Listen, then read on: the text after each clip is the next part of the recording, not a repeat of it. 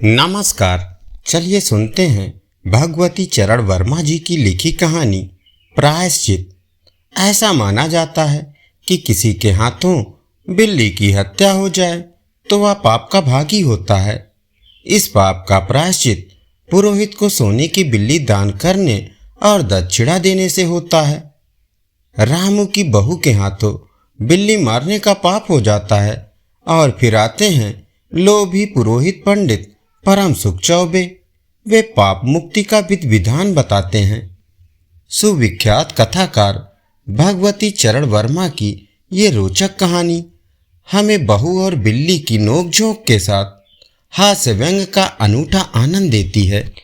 अगर कबरी बिल्ली घर में किसी से प्रेम करती थी तो रामू की बहू से, और अगर रामू की बहू घर भर में किसी से घृणा करती थी तो कबरी बिल्ली से।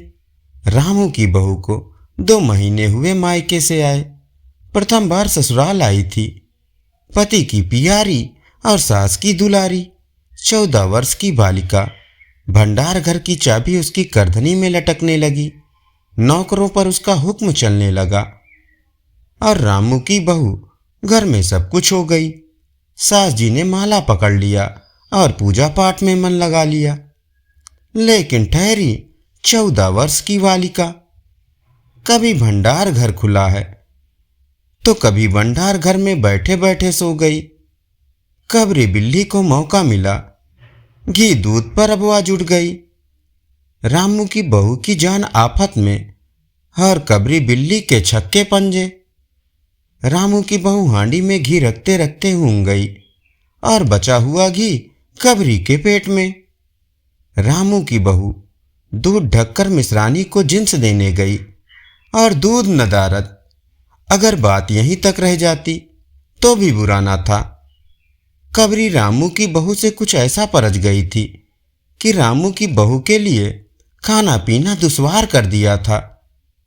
रामू की बहू के कमरे में रबड़ी सी भरी कटोरी पहुंची और रामू जब आए तब तक कटोरी साफ चटी हुई थी। बाजार से बलाई आई और जब तक रामू की बहू ने पान लगाया बलाई गायब।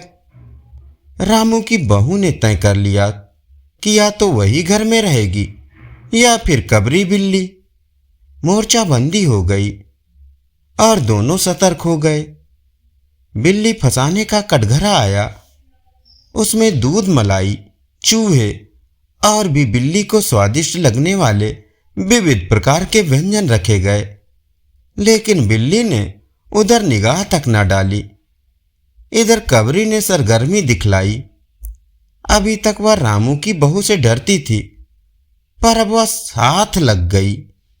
लेकिन इतने फासले पर कि रामू की बहू उस पर हाथ ना लगा सके। कबरी के हौसले बढ़ जाने से रामू की बहू को घर में रहना मुश्किल हो गया।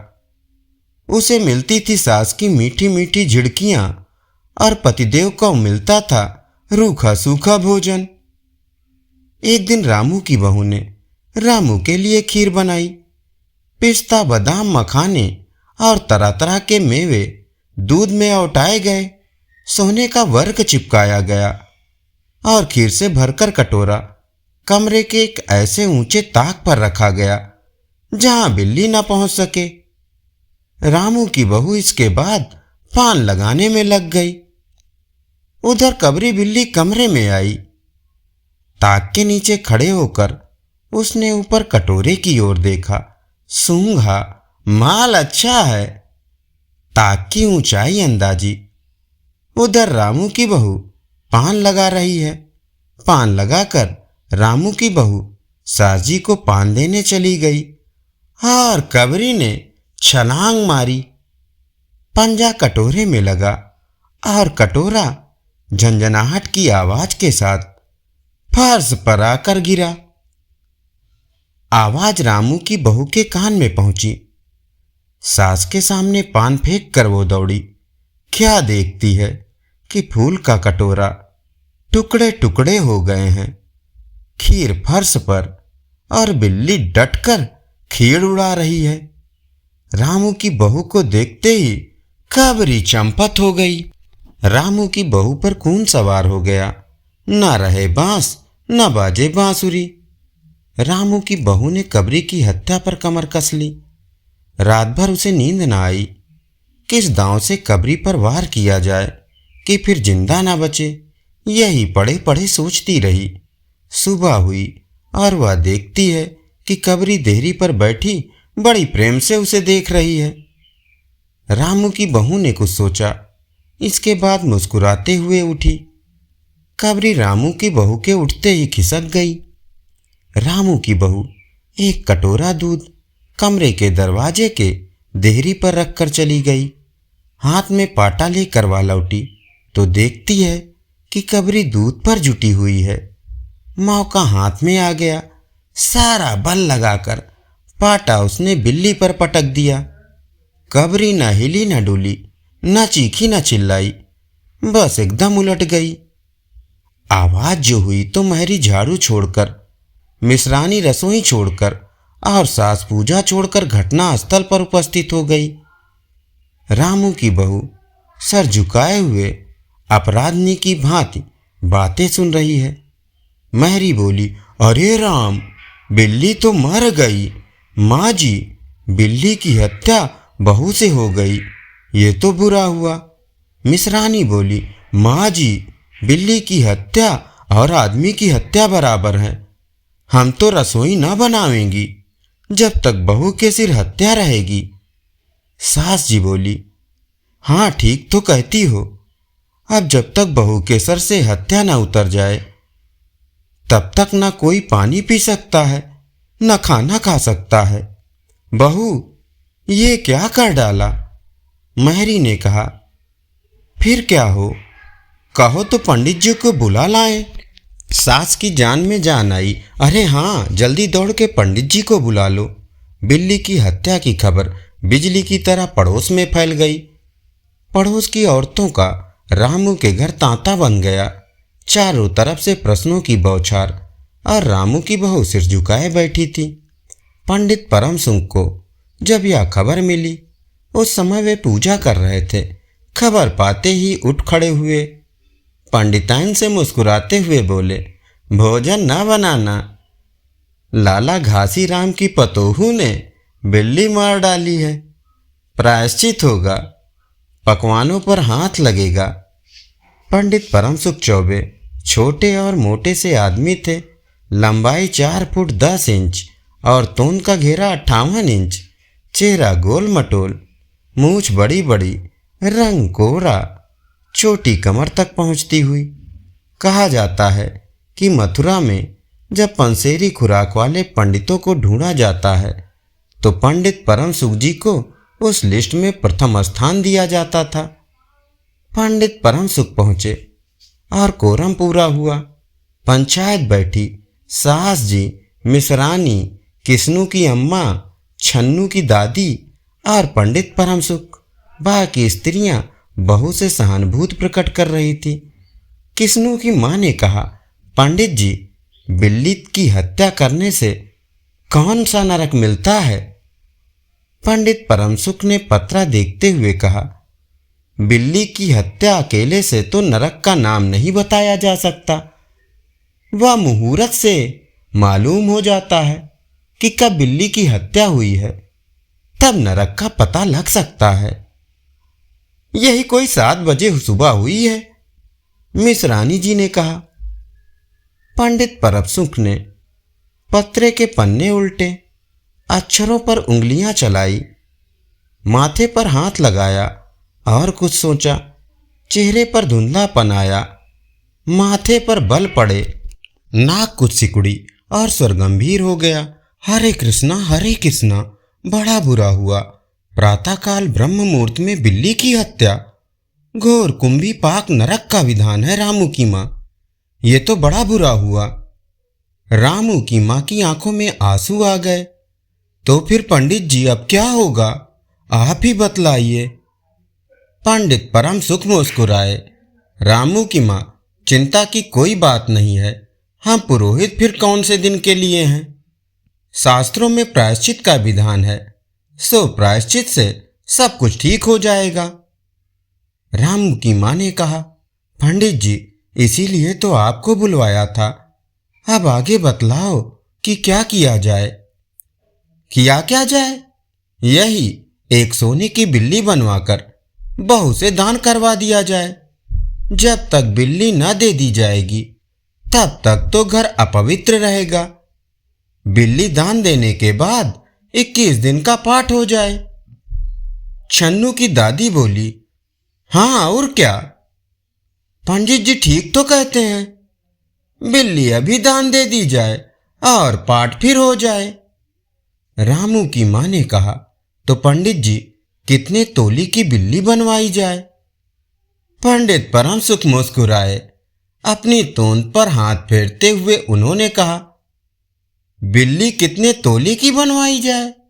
अरे रामू की मां, शास्त्रों में तो लिखा है कि बिल्ली के वजन भर सोने की बिल्ली बनवाई जाए। लेकिन अब कलयुग आ गया है, धर्म कर्म का नाश हो गया है, श्रद्धा नहीं रही। सो रामू की मां, बिल्ली के तौल भर की बिल्ली तो क्या बनेगी, क्योंकि बिल्ली 20-21 सेर से कम की क्या होगी। हाँ, कम से कम 21 तोले की बिल्ली बनवा के दान करवा दो, और आगे तो आपकी अपनी श्रद्धा है। रामू की मां ने आंखें फाड़कर पंडित परम सुख को देखा। अरे बाप रे, 21 तोला सोना! पंडित जी ये तो बहुत है, तोला भर की बिल्ली से काम ना निकलेगा। पंडित परम सुख हंस पड़े। रामू की मां, 1 तोला सोने की बिल्ली? अरे रुपया का लोभ बहू से बढ़ गया। बहू के सिर बड़ा पाप है, इसमें इतना लोभ ठीक नहीं। मोल तोल शुरू हुआ और मामला 11 तोले की बिल्ली पर ठीक हो गया। इसके बाद पूजा पाठ की बात आई। पंडित परम सुख ने कहा, उसमें क्या मुश्किल है? हम लोग किस दिन के लिए हैं रामू की मां? मैं पाठ कर दिया करूंगा। पूजा की सामग्री आप हमारे घर भिजवा देना। पूजा का सामान कितना लगेगा पंडित जी? अरे कम से कम में हम पूजा कर देंगे। दान के लिए करीब 10 मन गेहूं, 1 मन चावल, 1 मन दाल, मन भर तिल, 5 मन जौ और 5 मन चना, 4 पसेरी घी और मन भर नमक भी लगेगा। बस इतने से काम चल जाएगा। अरे बाप रे, इतना सामान पंडित जी, इसमें तो 150-200 का खर्च आ जाएगा।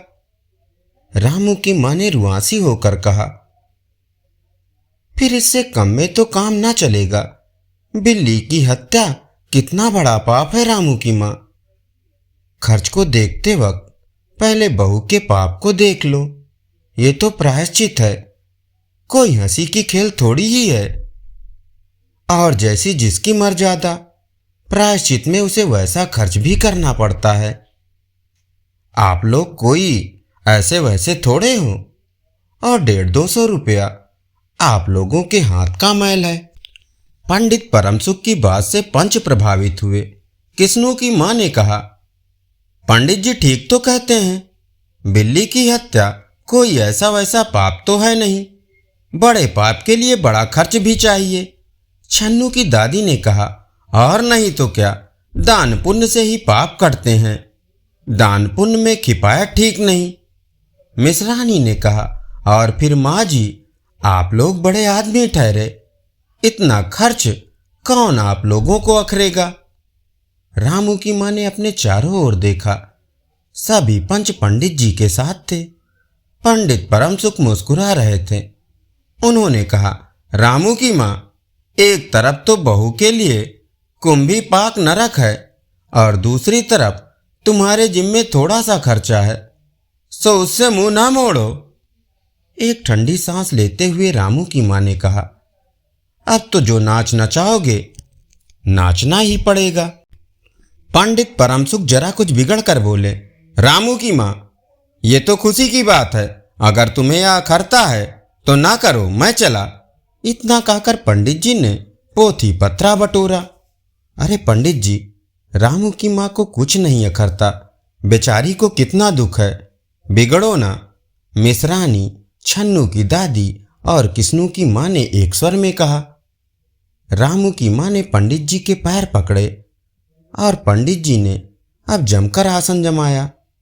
और क्या हो, 21 दिन के पाठ के 21 रुपए और 21 दिन तक दोनों बखत 5-5 ब्राह्मणों को भोजन करवाना पड़ेगा। कुछ रुककर पंडित परम सुख ने कहा, सो इसकी चिंता ना करो, मैं अकेले दोनों समय भोजन कर लूंगा और मेरे अकेले भोजन करने से 5 ब्राह्मण के भोजन का फल मिल जाएगा। ये तो पंडित जी ठीक कहते हैं, पंडित जी की तोन तो देखो। मिश्रानी ने मुस्कुराते हुए पंडित जी पर व्यंग्य किया। अच्छा, तो फिर प्रायश्चित का प्रबंध करवाओ। रामू की माँ 11 तोला सोना निकालो, मैं उसकी बिल्ली बनवा लाऊं। 2 घंटे में मैं बनवा कर लौटूंगा, तब तक सब पूजा का प्रबंध कर रखो। और देखो, पूजा के लिए। पंडित जी की बात खत्म भी ना हुई थी कि मैरी हाँफती हुई कमरे में घुस आई और सब लोग चौंक उठे। रामू की माँ ने घबरा कर कहा, अरे क्या हुआ री? मैरी ने लड़खड़ाते स्वर में कहा, माँ जी, बिल्ली तो उठकर भाग गई। धन्यवाद। अभी आप सुन रहे थे कहानी प्रायश्चित।